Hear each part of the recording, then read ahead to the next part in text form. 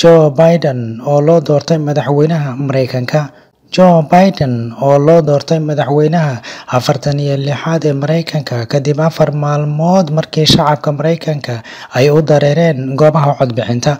Guusha Biden ayaa lagu dhawaaqay kadib markii uu ku guuleystay gobolka muhiimka ah ee Pennsylvania iyo gobolka Nevada oo ka mid ah gobollada ay tirinta codadkooda qaadatay 4 maalmood.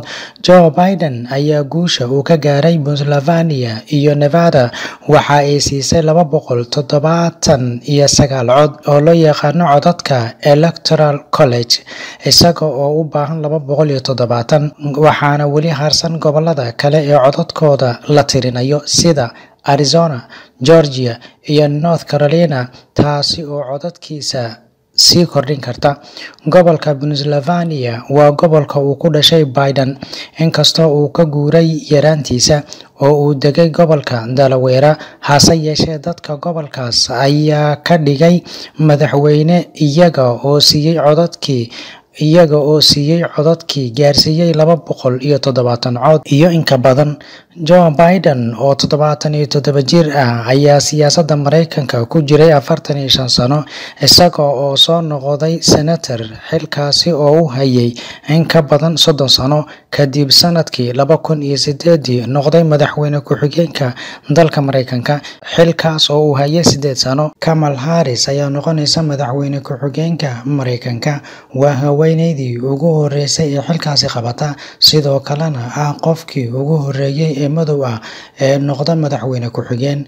Donald Trump ayaa noqonaya madaxweynihii ugu horeeyay ee xilka difaacan waaya tan iyo 1992, markaasi oo W. Bush laga adkaaday 4 sano kadib, iyadoo uu ka guuleystay Bill Clinton. Si kastaba, Joe Biden ayaa ku guuleystay madaxtinimada. Mareykanku wuxuu ku jiraa xaalad cakiran xag dhaqaale iyo xag dhaqan ahaanba. Musharaxa dimuqraadiga ee lagu magacaabo Joe Biden ayaa ku guuleystay doorashadii madaxtinimada ee dalka Mareykanka sababtoo ah wuxuu u muuqdaa inuu daneynayo waddanka inuu wax u qabto, sida ay qabaan falanqeeyayaasha siyaasadda. Marka Joe Biden uu la hadlo dadka Mareykanka, inta badan wuxuu qaataa waqti uu ku muujinayo dareenkiisa. Dalka Mareykanka, in ka badan 230 qof ayaa u dhintay cudurka koronaha ee Mareykanka dhexdiisa. Dabayaaqadii Oktoobar, Biden wuxuu ka hadlay dhibaatada coronavirus-ka intii uu ku sugnaa magaaladiisa Wilmington, Delaware, isaga oo leh qalbigayga waxa uu la socdaa qof kasta oo ku dhaca cudurka faafaha daran oo macsalaameynaya dadkii jeclaa, doonayana inuu u adkaysto dhibta jirta, kuwaasi oo ururin kari waayay saaxiibadii u dhowaa, xitaa qoyskoodii oo buuxa, si ay uga qayb qaataan munaasabad aas ah ama tacsi ah.